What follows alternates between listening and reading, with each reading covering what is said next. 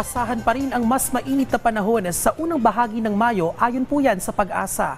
Posibleng tataas pa ang mga naitalang maximum daytime temperature at heat index base sa monitoring ng Pag-asa. Naglalaro ito sa 42 hanggang 51 degrees Celsius o danger level heat index. Samantala, itinaas ng NGCP ang yellow alert sa Visayas Grid Alert.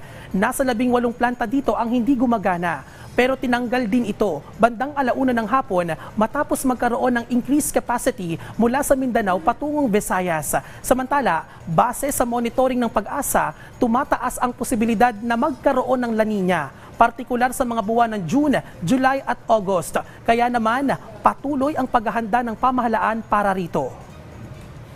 Yung transition ng ating preparation and mitigation from El Nino to La Nina dahil may mga possibilities po.